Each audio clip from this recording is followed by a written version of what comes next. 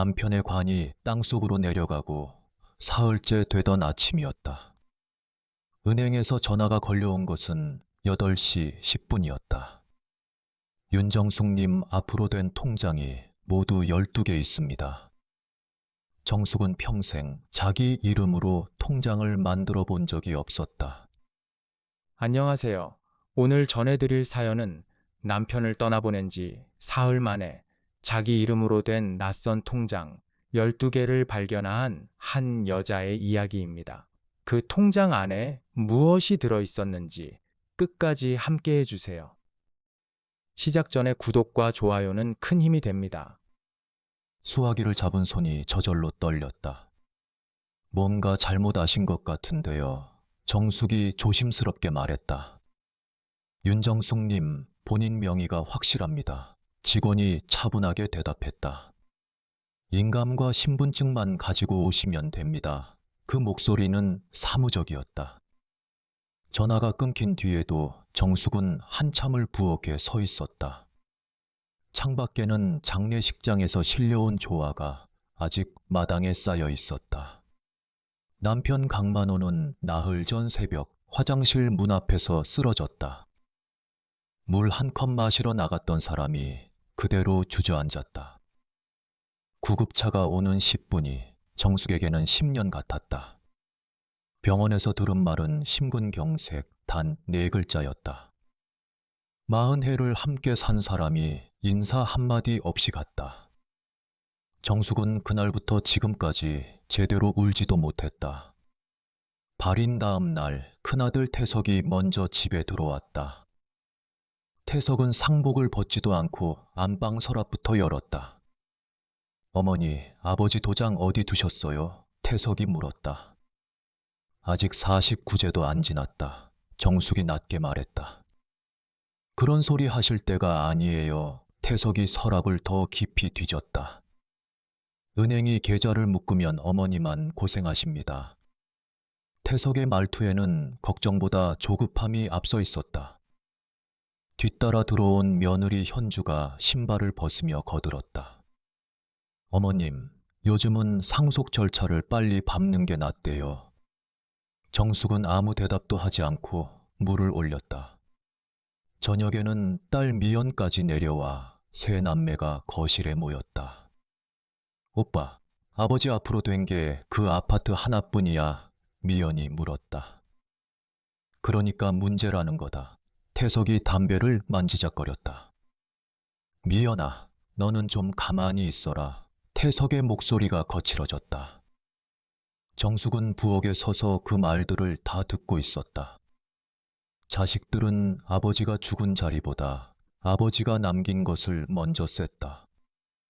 정숙은 그날 밤 남편이 베던 베개를 끌어안고 잤다. 베갯잇에서는 아직 남편의 머릿기름 냄새가 났다. 지금 어느 지역에서 이 사연을 듣고 계신가요? 오늘 하루 마음 편안하시길 바랍니다. 이튿날 아침 정숙은 자식들에게 말하지 않고 집을 나섰다. 손가방에는 인감도장과 주민등록증만 들어 있었다. 버스를 2번 갈아타고 시내 은행 앞에 내렸다. 유리문이 열리자 서늘한 바람이 얼굴에 닿았다. 번호표를 뽑고 앉아있는 15분이 이상하게 길었다. 윤정숙 고객님, 창구에서 이름이 불렸다.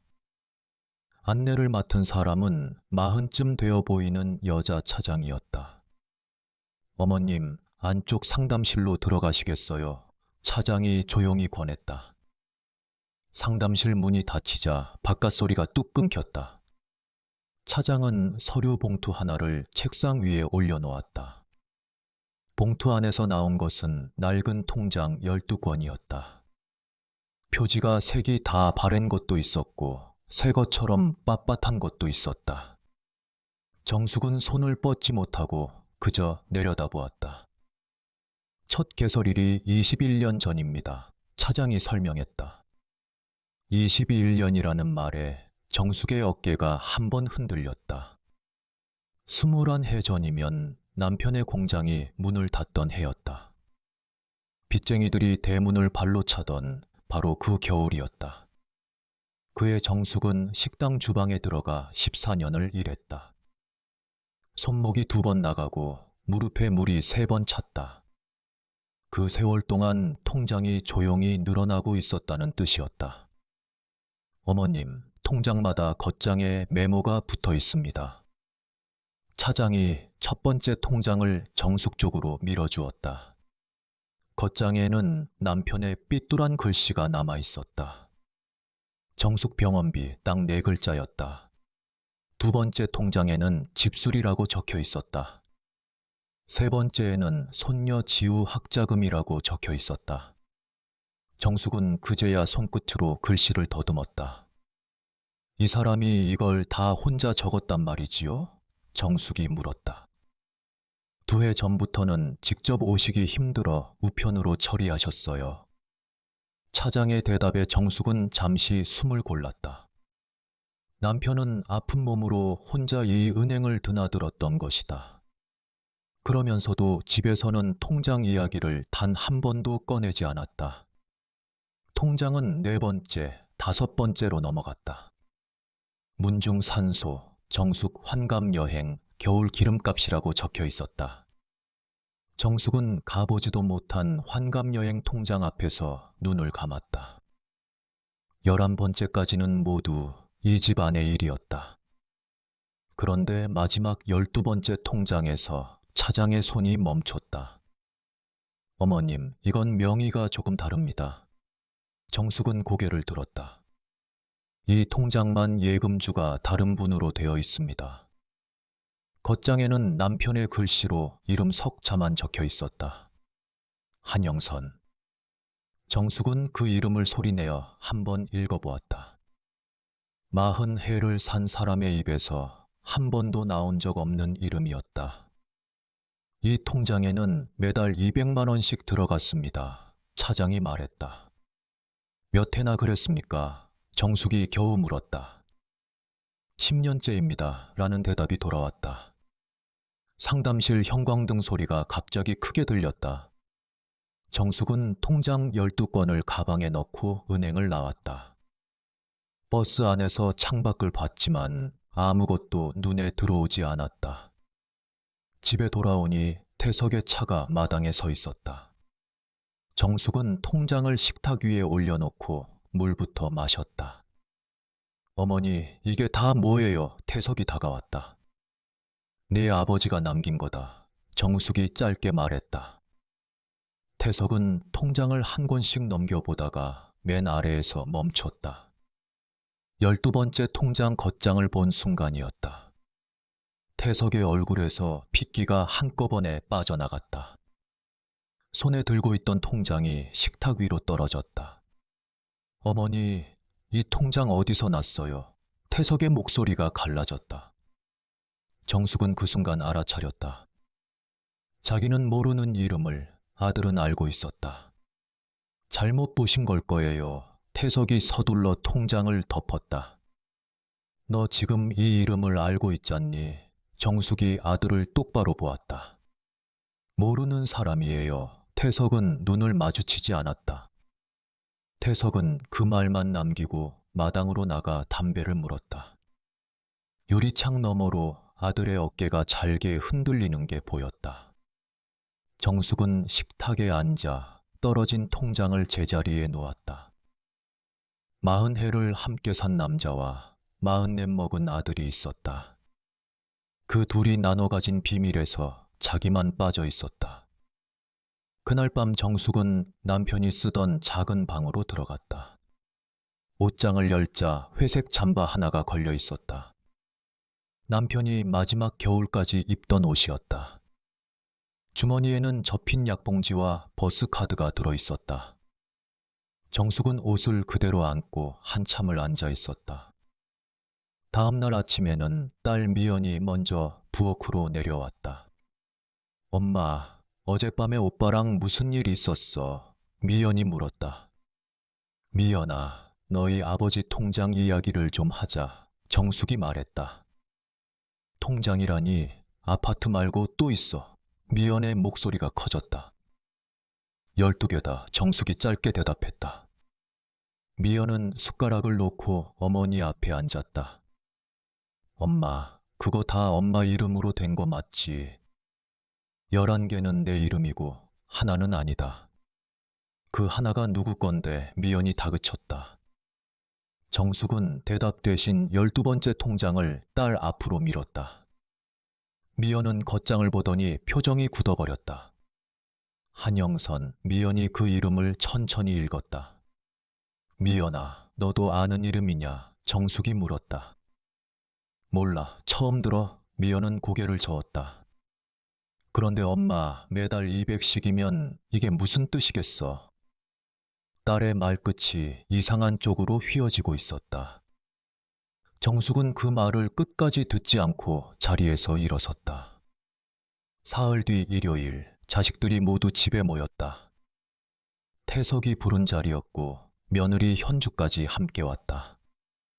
상위에는 남편 사진 대신 서류 뭉치가 놓였다. 어머님, 이거 상속신고 서류예요. 현주가 펜을 내밀었다. 아직 49제도 안 지났는데 정숙이 말했다. 어머님, 기한을 넘기면 가산세가 붙어요. 현주는 웃고 있었지만 눈은 서류만 보고 있었다. 태석이 헛기침을 하더니 본론을 꺼냈다. 어머니, 저희가 알아본 게 있습니다. 무엇을 알아봤다는 거냐? 정숙이 물었다. 아버지가 밖에 사람을 두셨던 것 같습니다. 방 안 공기가 한순간에 내려앉았다. 10년 동안 매달 200이면 그거 말고 뭐가 있겠어요. 태석은 준비해온 말을 외우듯 쏟아냈다. 오빠 말이 맞아. 미연이 옆에서 거들었다. 엄마, 나도 그 통장 보고 잠이 안 왔어. 정숙은 아들과 딸의 얼굴을 번갈아 보았다. 어머님, 이런 건 빨리 정리하는 게 나아요. 현주가 다시 펜을 어머니 손 쪽으로 밀었다. 무엇을 정리하자는 말이냐? 정숙이 되물었다. 12번째 통장은 저희가 소송으로 되찾을게요. 어머니는 위임장에 도장만 찍어주시면 됩니다. 태석이 인주까지 상위에 올려놓았다. 정숙은 인주 뚜껑을 오래 내려다보았다. 마당에서 참새 우는 소리가 유난히 크게 들렸다. 도장은 내가 찍을 자리에서 찍겠다. 정숙이 말했다. 어머니, 지금 아버지 편을 드시는 겁니까? 태석의 목소리가 높아졌다. 나는 네 아버지 편도, 네 편도 아니다. 정숙은 인주를 닫아 서랍에 넣었다. 그날 자식들은 저녁도 먹지 않고 돌아갔다. 현관문이 닫히고 나서야 정숙은 다리에 힘이 풀렸다. 그날 밤 정숙은 불을 끄고 누웠지만 잠이 오지 않았다. 새벽 2시가 조금 넘은 시각이었다. 거실 쪽에서 서랍 여닫는 소리가 났다. 정숙은 소리 없이 방문을 열었다. 어둠 속에서 누군가 식탁 앞에 서 있었다. 태석이었다. 돌아간 줄 알았던 아들이 다시 들어와 있었다. 손에는 12번째 통장 한 권만 들려 있었다. 정숙이 불을 켜자 아들이 그 자리에 굳었다. 그 통장 왜 가져가느냐? 정숙이 물었다. 태석은 대답을 못하고 통장만 움켜쥐었다. 소송하겠다던 통장을 왜 밤중에 몰래 챙기느냐? 어머니는 모르셔야 돼요. 태석이 겨우 입을 열었다. 정숙은 그 한마디에 온몸이 서늘해졌다. 어머니가 아시면 다 무너집니다. 무엇이 무너진다는 말이냐? 정숙이 다가섰다. 태석은 통장을 식탁에 내려놓고 그대로 집을 나갔다. 차 시동 소리가 골목 끝으로 사라졌다. 정숙은 식탁 앞에 앉아 날이 밝을 때까지 움직이지 않았다. 아침 해가 마루에 들어올 무렵 정숙은 남편 방으로 갔다. 회색 잠바를 다시 꺼내 안주머니를 뒤집었다. 바느질 안쪽에 접힌 종이 한 장이 걸려 있었다. 손바닥만 한 메모지였고 4번이나 접혀 있었다. 펼치자 남편의 글씨로 주소 한 줄이 적혀 있었다. 그 아래에는 한영선이라는 이름이 다시 있었다. 정숙은 주소를 소리내어 읽다가 멈췄다. 낯선 동네가 아니었다. 이 집에서 버스로 2정거장 거리였다. 10년 동안 남편이 다녀온 곳은 코앞에 있었다. 정숙은 그 주소를 손에 쥐고 사흘을 알았다. 밥은 넘어가지 않았고 물만 계속 들이켰다. 나흘째 되던 날 아침 정숙은 옷을 갈아입었다. 장롱 깊숙이 넣어두었던 감색 정장을 꺼냈다. 사돈 볼 때나 입던 옷이었다. 버스 2정거장은 걸어서 20분이 채 안 걸렸다. 골목은 오래된 다세대 주택이 어깨를 맞대고 있었다. 메모에 적힌 번지 앞에서 정숙은 걸음을 멈췄다. 파란 대문에 녹이 슬어 있었고 우편함이 비뚤어져 있었다. 정숙은 초인종에 손을 뻗었다가 다시 내렸다. 물어볼 말을 20번은 준비해 왔는데 하나도 떠오르지 않았다. 그 자리에 서서 40분을 보내고 결국 돌아섰다. 돌아오는 버스에서 정숙은 창에 이마를 대고 있었다.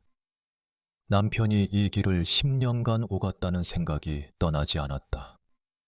집 앞에 도착하니 마당에 낯선 승용차가 서 있었다.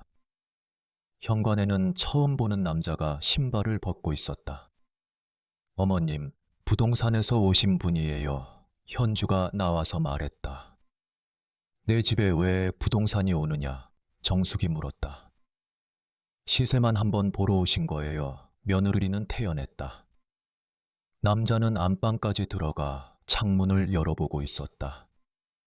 어머님, 요즘 이 평수가 잘 나갑니다. 정숙은 그 남자의 등에 대고 말했다. 그만 나가주세요. 이 집은 팔 생각이 없습니다.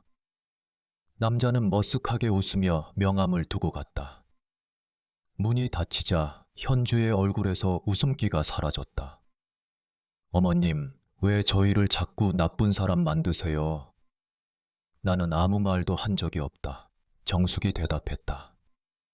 어머님 혼자 이 큰 집에서 어떻게 사시려고요? 현주야, 나는 이 집에서 40년을 살았다. 며느리는 대꾸하지 않고 가방을 챙겨 나갔다. 정숙은 명함을 쓰레기통에 넣었다. 이튿날 정숙은 다시 은행을 찾아갔다. 지난번 그 차장이 정숙을 알아보고 자리를 내주었다. 어머님, 안색이 많이 안 좋으십니다. 하나만 더 여쭙겠습니다. 정숙이 말했다. 그 12번째 통장을 만들 때 말입니다. 그이 혼자 왔었습니까? 차장은 화면을 한참 들여다보더니 조심스레 입을 열었다.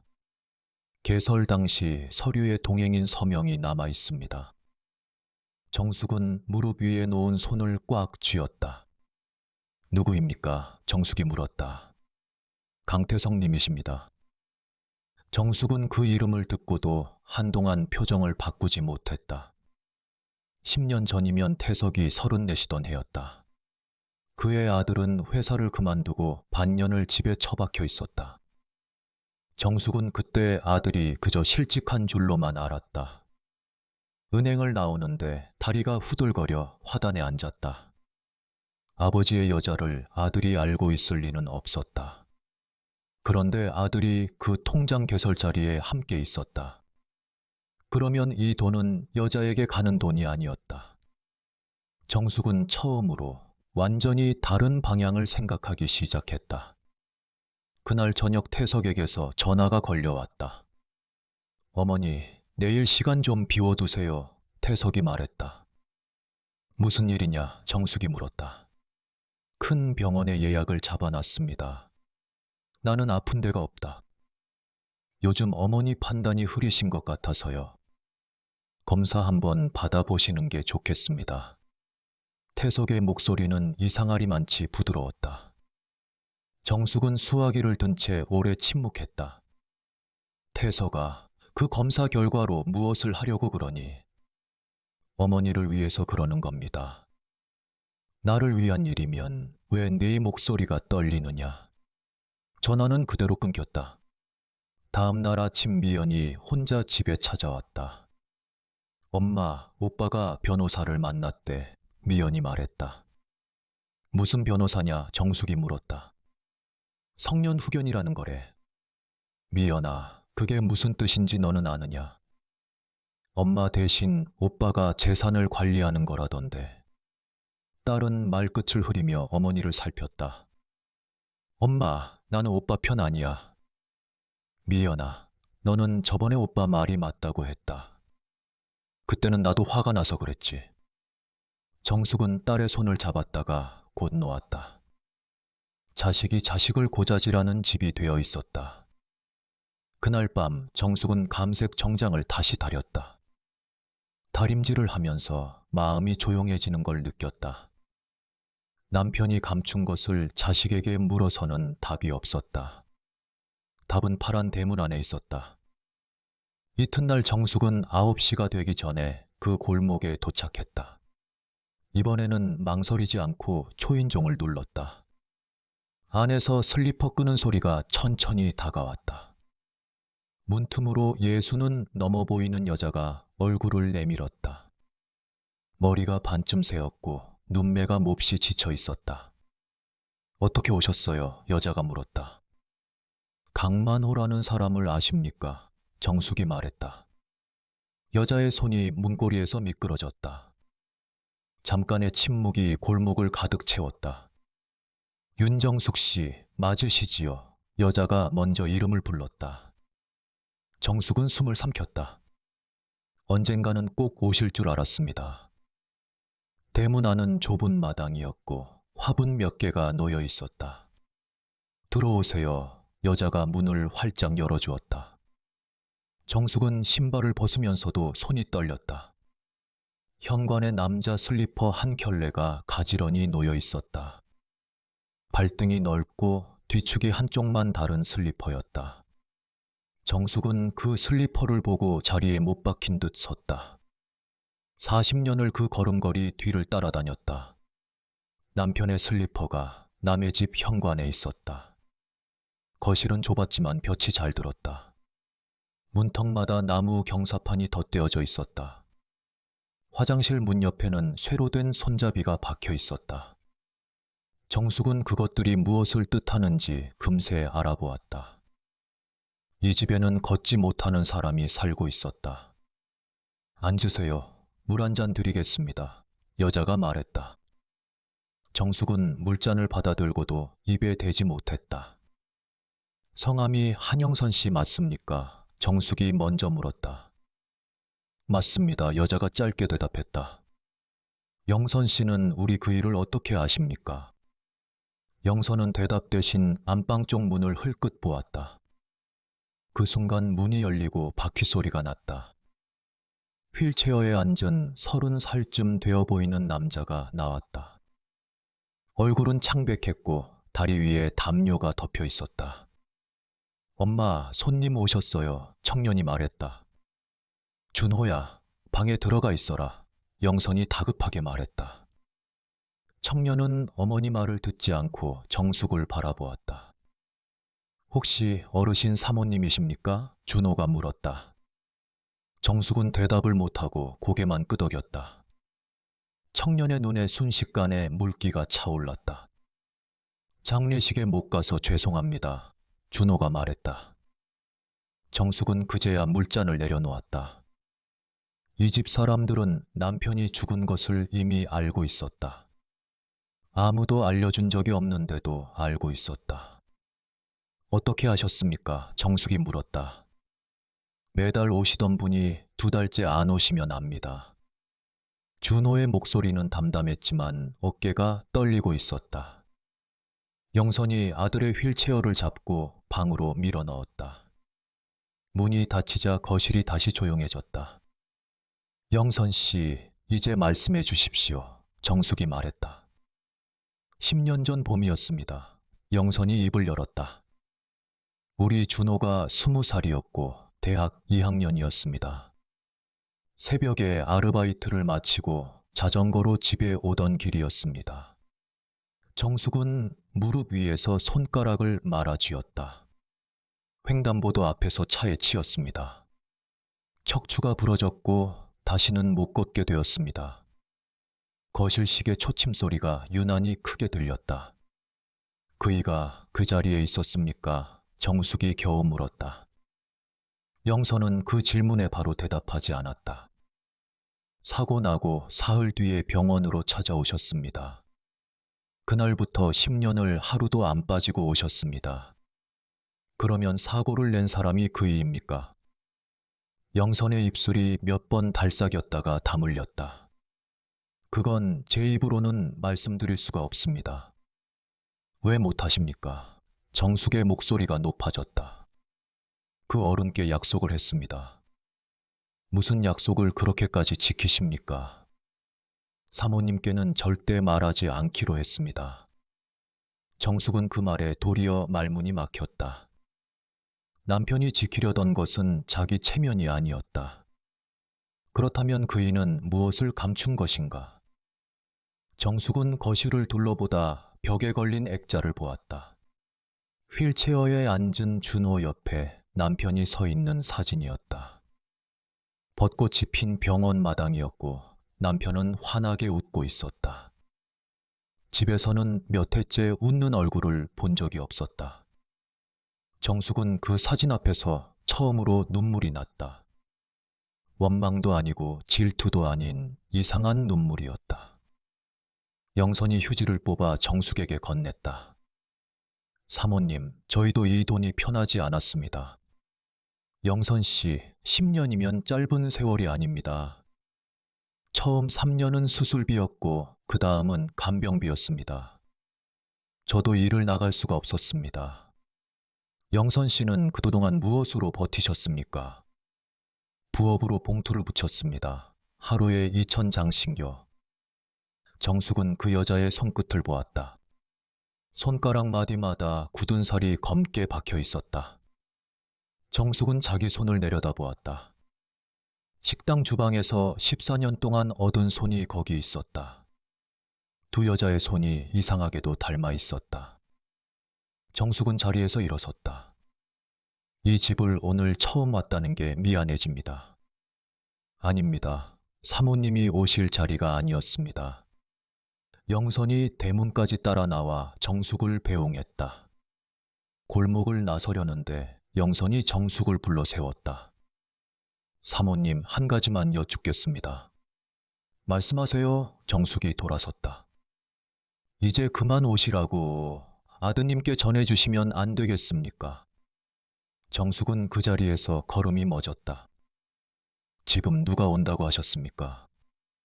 아드님 말입니다. 지난주에도 다녀가셨습니다. 골목 끝에서 바람이 한 줄기 불어왔다. 남편이 죽고 난 뒤에도 이 집에 오는 사람이 있었다.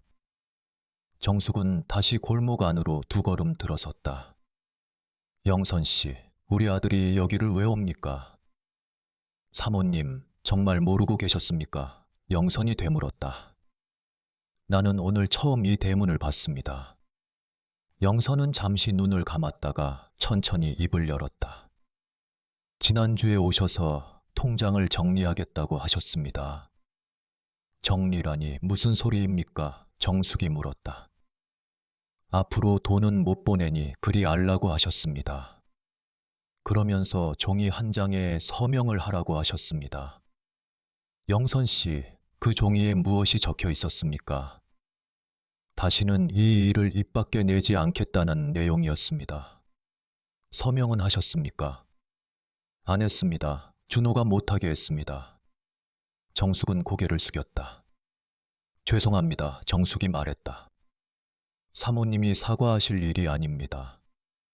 정숙은 그 골목을 나오는데 10분이 걸렸다. 다리가 무거워 몇 번이나 담벼락에 손을 짚었다. 집에 돌아오니 우편함에 두꺼운 봉투가 꽂혀 있었다. 법원에서 온 것이었다. 성년 후견 개시 심판 청구서라고 적혀 있었다. 청구인 자리에는 큰아들의 이름이 있었다. 정숙은 그 봉투를 뜯어 마지막 장까지 다 읽었다. 어머니가 남편을 잃은 충격으로 판단력이 떨어졌다고 적혀 있었다. 최근 이유 없이 거액을 인출하려 한다고도 적혀 있었다. 정숙은 은행 근처에도 가지 않은 날이 더 많았다. 그날 저녁, 정숙은 밥을 안 치고 국을 끓였다. 이상하게도 눈물은 나지 않았다. 대신 마음속에서 아주 차가운 것이 자리를 잡았다. 이튿날 정숙은 시청 앞 법률사무소를 찾아갔다. 50대 초반의 변호사가 서류를 한 장씩 넘겨보았다. 어머님, 이 통장 12개는 명의가 어머님이시지요? 그렇습니다. 정숙이 대답했다. 그러면 이건 상속재산으로 다투기가 어렵습니다. 아들이 소송을 하겠다고 합니다. 그래서 후견을 먼저 걸어온 겁니다. 어머님 판단력이 흐리다고 인정되면 어떻게 됩니까? 통장 관리 권한이 후견인에게 넘어갑니다. 정숙은 등받이에 몸을 기댔다. 아들이 노린 것은 재판이 아니라 도장이었다. 변호사님, 저는 치매가 아닙니다. 그러면 이쪽에서 정신감정을 먼저 신청하십시오. 어머님이 멀쩡하시면 청구는 기각됩니다. 정숙은 그 자리에서 위임 계약서에 도장을 찍었다. 자식들 앞에서는 끝내 찍지 않던 도장이었다. 사흘 뒤 미연이 전화도 없이 집에 왔다. 엄마, 오빠한테 변호사 붙였다며 미연이 물었다. 그래, 붙였다. 정숙이 대답했다. 엄마, 그게 무슨 창피야. 미연의 목소리가 날카로웠다.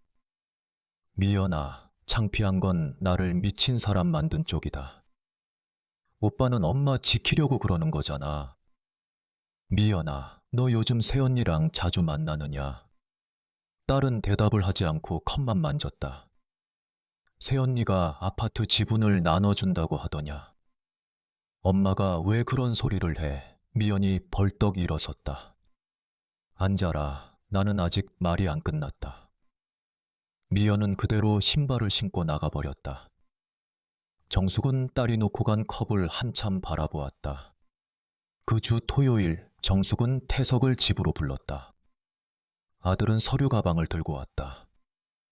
어머니, 감정 신청은 취소하시는 게 좋습니다.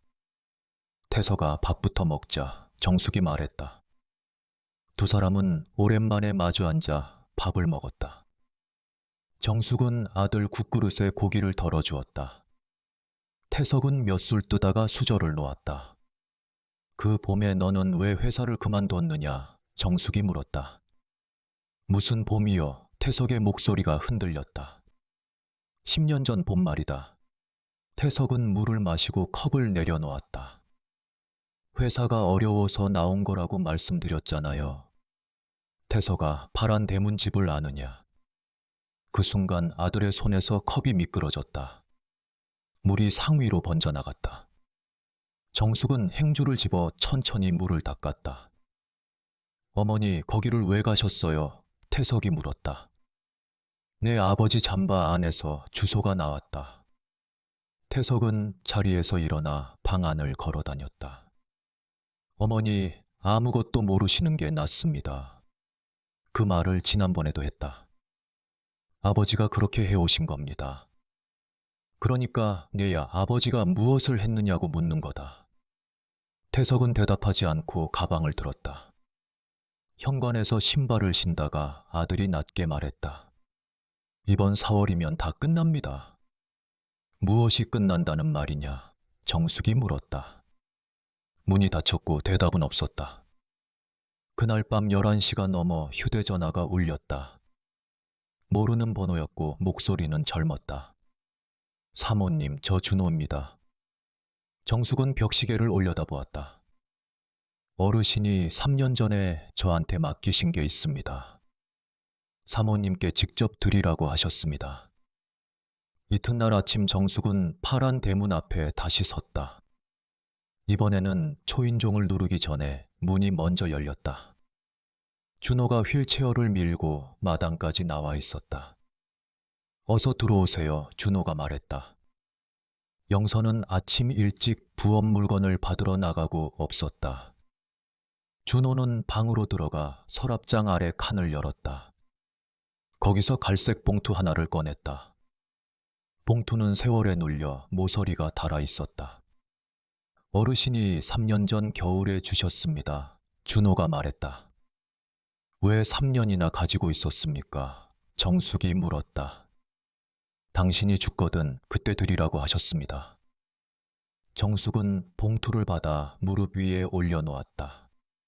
봉투 겉면에는 아무 글씨도 없었다. 안에서 나온 것은 접힌 편지지 2장이었다. 남편의 글씨는 예전보다 많이 흔들려 있었다. 정숙은 첫 줄을 읽고 숨을 멈췄다. 정숙아, 이 편지를 읽고 있으면 나는 의미 없는 사람이다. 먼저 미안하다는 말부터 해야겠다. 10년 전 4월 새벽 5시였다. 마당에 세워둔 차 앞이 찌그러져 있는 걸 봤다. 범퍼에 검은 자국이 나 있었고 등이 깨져 있었다. 방에 들어가 보니 태석이가 옷도 안 벗고 엎드려 있었다. 술 냄새가 방 안에 가득했다.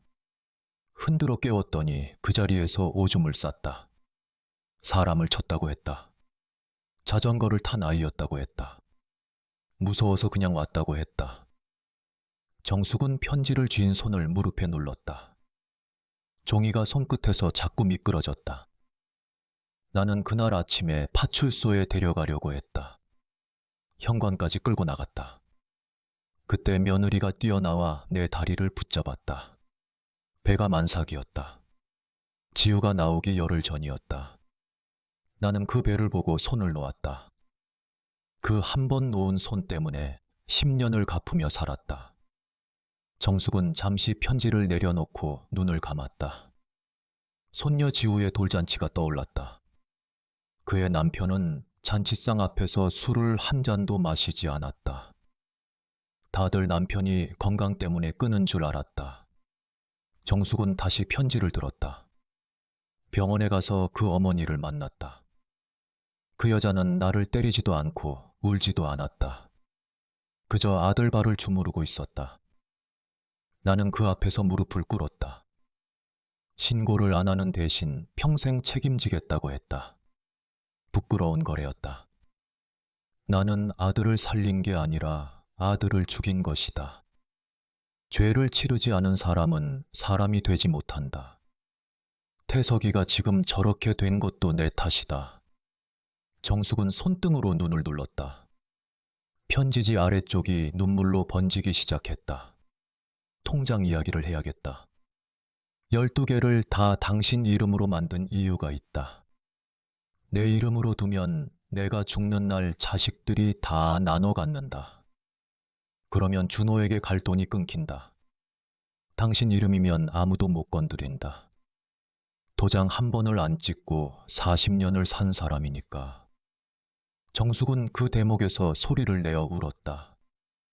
준호가 조용히 방문을 닫고 나가 주었다. 한참 만에 정숙은 마지막 장을 폈다. 정숙아, 4월이 지나면 시효가 끝난다고 들었다. 나는 끝내 자수시키지 못하고 여기까지 왔다. 그러니 마지막 결정은 당신이 해라. 나는 어느 쪽이든 당신 편이다. 그동안 나 때문에 손 다 망가지게 해서 미안하다. 다시 태어나면 그때는 내가 식당에 나가겠다. 편지는 거기서 끝나 있었다. 봉투 안에는 접힌 종이가 한 장 더 있었다. 10년 전 날짜가 찍힌 합의서였다. 갑의 자리에 남편 이름이 적혀 있었다. 그 옆 괄호 안에 아들의 이름이 있었다. 운전자 강태석이라고 남편의 글씨로 적혀 있었다. 정숙은 그 6글자를 오래 들여다보았다. 남편은 마지막까지 증거를 지워버리지 않았다. 언젠가 아내가 결정할 수 있도록 남겨둔 것이었다. 문 밖에서 준호가 조심스럽게 물었다. 사모님 괜찮으십니까? 정숙은 눈물을 닦고 문을 열었다. 준호 씨 하나만 물읍시다. 말씀하세요. 그 사람이 미웠던 적이 있습니까? 처음 3년은 매일 밤 미웠습니다. 지금은요? 정숙이 물었다. 지금은 어르신 얼굴만 생각납니다. 준호는 담요 위에 놓인 자기 손을 내려다보았다. 매달 오시면 제 다리를 30분씩 주무르고 가셨습니다. 정숙은 그 말에 다시 목이 메었다. 집으로 돌아온 정숙은 부엌달력 앞에 섰다.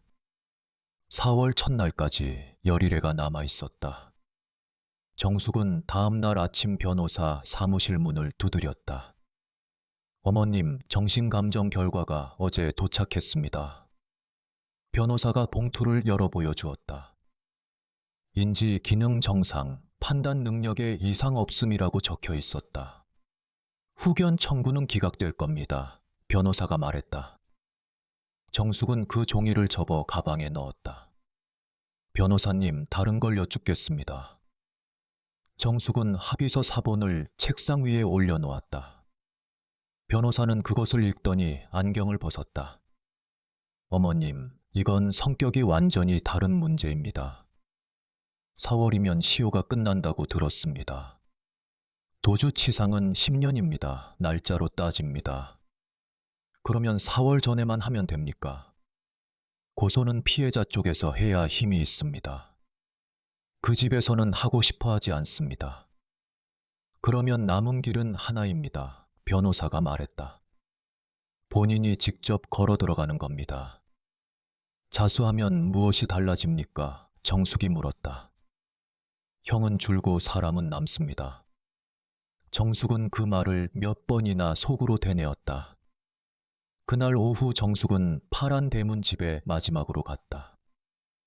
영선이 봉투 뭉치를 밀어놓고 자리를 내주었다. 영선 씨, 제가 오늘은 부탁을 하러 왔습니다. 말씀하세요, 사모님. 우리 아들 일을 경찰에 알리려고 합니다. 영선의 손이 봉투 위에서 멈췄다. 영선 씨, 두 분 뜻을 먼저 듣고 싶습니다. 저희는 이제 조용히 살고 싶습니다. 영선이 말했다. 10년을 견뎠는데 다시 들쑤시는 게 무섭습니다. 그 마음은 제가 압니다. 정숙이 고개를 숙였다. 그때 방문이 열리고 준호가 나왔다. 엄마, 나는 생각이 좀 달라요? 준호가 말했다. 준호야, 너는 가만히 있어라. 10년 동안 아무도 저한테 미안하다고 안 했어요. 돈은 왔는데 사람이 안 왔습니다. 어르신은 오셨지, 영선이 말했다. 그분은 잘못한 분이 아니잖아요. 방 안이 조용해졌다. 정숙은 준호 앞으로 다가가 그 손을 잡았다. 준호 씨, 내가 그 사람을 데려오겠습니다. 사흘 뒤 저녁, 정숙은 자식들을 전부 집으로 불렀다. 태석과 현주가 왔고 미연도 왔다.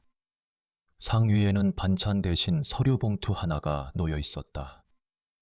어머니, 이게 뭡니까? 태석이 물었다. 내 아버지가 남긴 편지다. 정숙이 말했다. 정숙은 편지를 꺼내 미연 앞에 밀어주었다. 미연아, 네가 소리 내어 읽어라. 딸은 첫 장을 읽다가 목이 잠겨 멈췄다. 엄마, 이게 무슨 말이야? 미연이 물었다. 미연아, 끝까지 읽어라. 두 번째 장을 읽는 동안 태석은 고개를 들지 못했다. 마지막 줄이 끝나자 거실이 완전히 조용해졌다. 정숙은 합의서 사본을 상 가운데 펼쳤다. 운전자 이름 6글자가 불빛 아래 드러났다. 미연이 오빠를 돌아보았다. 오빠, 아니라고 말해. 미연의 목소리가 떨렸다. 태석은 아무 말도 하지 않았다. 그때 현주가 갑자기 자리에서 일어섰다. 어머님, 저희도 살아야 했어요. 정숙은 며느리를 천천히 올려다보았다. 현주야, 너는 언제부터 알았느냐? 현주의 얼굴이 하얗게 질렸다. 그날 아침에 아버님 다리를 붙잡은 사람이 너였다. 며느리는 그 자리에 주저앉았다. 미연이 새언니와 오빠를 번갈아 보았다. 그러면 나만 몰랐던 거야, 미연이 물었다. 그래, 너만 몰랐다, 정숙이 대답했다. 이 집에서 10년을 그렇게 살았다. 태석이 그제야 입을 열었다. 어머니, 이제 와서 무슨 소용입니까? 아버지도 덮고 가라고 하셨습니다. 내 아버지는 덮으라고 한 적이 없다. 정숙은 편지의 마지막 장을 손가락으로 짚었다. 마지막 결정은 나더러 하라고 적혀 있다. 그 결정을 지금 하겠다. 태석은 어머니를 올려다보았다. 4월 첫날 아침 9시다. 경찰서 앞으로 네 발로 걸어 들어가라. 어머니, 저는 애 아버지입니다. 준호도 누구네 집 아들이다. 정숙의 목소리는 크지 않았지만 흔들리지도 않았다. 9시까지 네가 안 오면 내가 이 서류를 들고 가겠다. 태석은 문을 열고 그대로 나가버렸다. 현주가 신발을 짝짝이로 신고 뒤따라 나갔다. 미연은 그날 밤 어머니 곁에서 자고 갔다. 열일에는 하루하루가 이상하게 길었다. 4월 첫날 아침 정숙은 6시에 일어났다. 감색 정장을 입고 봉투를 가방에 넣었다. 8시 40분에 경찰서 앞 계단에 도착했다. 9시가 되었지만 아들은 보이지 않았다. 9시 10분이 지나갔다. 정숙이 계단을 오르려는데 차 한 대가 들어왔다. 처음 보는 흰색 승합차였다. 승합차 옆문이 열리면서 경사판이 내려왔다. 휠체어 바퀴가 아스팔트에 닿는 소리가 났다. 준호였다. 그 뒤로 영선이 낡은 외투를 여미며 내렸다. 여기까지 어떻게 오셨습니까? 정숙이 물었다. 혼자서 계시게 할 수는 없었습니다. 영선이 말했다. 준호는 계단 아래에서 정숙을 올려다보았다. 사모님, 저도 오늘은 같이 있겠습니다. 정숙은 그 말에 잠시 하늘을 봤다. 9시 20분이 지나가고 있었다. 그때 길 건너에서 한 남자가 천천히 걸어왔다. 넥타이도 매지 않은 셔츠 차림이었다. 태석이었다. 얼굴은 며칠 잠을 못 잔 사람처럼 부어 있었다. 태석은 어머니 앞까지 와서 걸음을 멈췄다. 늦었습니다. 태석이 말했다. 10년 늦었다. 정숙이 대답했다. 아들의 눈이 어머니 뒤쪽 휠체어에 닿았다. 태석의 무릎이 그 자리에서 꺾였다. 아스팔트 위에 그대로 주저앉았다. 준호는 아무 말 없이 그 모습을 내려다보았다. 얼굴 한번 보여주십시오. 준호가 말했다. 태석은 고개를 들지 못했다. 10년 동안 이 얼굴이 어떻게 생겼는지 몰랐습니다. 태석이 겨우 고개를 들었다. 두 남자가 처음으로 서로를 마주 보았다. 미안합니다. 태석의 입에서 그 말이 나왔다. 준호의 턱이 떨렸다. 그 말 한마디 들으려고 10년을 살았습니다. 영선이 손등으로 얼굴을 눌렀다. 정숙은 아들의 팔을 잡아 일으켜 세웠다. 태석아, 이제 네 발로 올라가라. 아들은 어머니의 손을 놓고 계단을 올랐다. 유리문이 닫히는 것을 정숙은 끝까지 지켜보았다. 그날 오후 정숙은 준호와 영선에게 국밥을 샀다. 셋은 별말 없이 밥을 먹었고 아무도 울지 않았다. 재판은 그해 여름에 끝났다. 10년 만의 자수와 피해자 측 의견이 함께 참작되었다. 태석에게는 징역 1년이 선고되었다. 법정에서 아들은 뒤를 한번 돌아보았다. 방청석 맨 뒷줄에 어머니가 앉아 있었다. 정숙은 아들이 문 밖으로 사라질 때까지 자리를 지켰다. 성년 후견 청구는 그보다 앞서 기각되었다. 법원은 어머니의 판단에 아무 문제가 없다고 적었다. 며느리 현주는 판결 다음 날 집으로 찾아왔다. 어머님, 저 어떻게 해야 할지 모르겠어요. 현주야, 지우 밥부터 챙겨라. 정숙이 말했다. 저 용서받을 수 있을까요? 그건 나한테 받을 게 아니다. 정숙은 며느리에게 파란 대문 집 주소를 적어주었다. 현주는 그 종이를 두 손으로 받아갔다. 미연은 그해 가을부터 주말마다 친정에 내려왔다. 엄마, 나 그동안 미안했어. 미연이 말했다. 미연아, 지난 이야기는 그만하자. 엄마는 어떻게 그렇게 결정을 했어? 내 아버지가 못한 걸 내가 대신 한 거다. 정숙은 12개의 통장을 하나씩 정리했다. 병원비 통장은 준호의 재활 치료비로 돌렸다. 집수리 통장은 파란 대문집 문턱을 없애는 데 썼다. 손녀 지우의 학자금 통장은 그대로 두었다. 나머지는 매달 나가도록 자동이체를 걸어두었다. 은행 차장이 서류를 넘겨주며 물었다.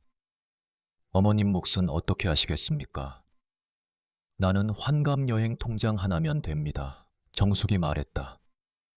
남편이 붙여놓은 그 이름표를 정숙은 떼지 않았다. 아파트는 팔지 않았다.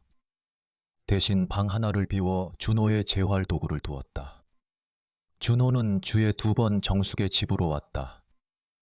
정숙은 남편이 하던 대로 그 다리를 30분씩 주물렀다. 처음에는 손이 서툴러 준호가 웃었다. 사모님, 어르신보다 힘이 세십니다. 나는 주방에서 14년 일한 손이다. 정숙이 대답했다. 영선은 이제 봉투를 붙이지 않는다. 두 여자는 가끔 시장에 같이 나가 반찬을 산다. 사람들은 그 둘을 오래된 동창인 줄 안다. 이듬해 봄 태석이 출소했다. 마중을 나간 사람은 어머니 한 사람뿐이었다. 아들은 살이 많이 빠져 있었다. 어머니, 저 이제 어디로 갑니까? 태석이 물었다. 갈 데는 한 군데밖에 없다. 정숙이 말했다. 그날부터 태석은 매주 토요일 파란 대문 집으로 간다. 준호를 병원에 데려다 주고 문턱을 손보고 온다. 준호는 아직 그를 형이라고 부르지 않는다. 정숙은 그것도 시간이 할 일이라고 생각한다. 남편의 첫 기일에 정숙은 혼자 산소에 올랐다. 잔을 올리고 나서 오랫동안 앉아 있었다. 여보, 나는 당신이 미웠던 게 아니었어. 혼자 지고 간 게 서러웠던 것이오. 이제는 나도 반은 지고 있으니 걱정 마시오. 내려오는 길에 벚꽃이 바람에 떨어지고 있었다. 정숙은 가방에서 낡은 통장 하나를 꺼내 보았다. 환갑여행이라고 적힌 그 삐뚤한 글씨였다. 올가을에는 영선 씨와 바다를 보러 가기로 했다. 그 통장은 그때 처음이자 마지막으로 열릴 것이다. 오늘 이 이야기를 정리하면서 저는 통장 12개보다 그 위에 적힌 삐뚤한 글씨가 오래 마음에 남았습니다. 어떤 사람은 평생 말 대신 흔적을 남기고 떠납니다. 여러분이 정숙 씨였다면 4월 첫날 그 계단 앞에서 어떤 선택을 하셨을까요? 아들을 지키는 쪽이었을지, 아니면 열해를 기다린 사람 쪽이었을지 댓글로 꼭 들려주십시오. 오늘 이야기가 마음에 닿으셨다면 구독과 좋아요 눌러주시고 다음 이야기에서도 이 자리에서 뵙겠습니다. 오늘 하루도 무탈하시길 바랍니다.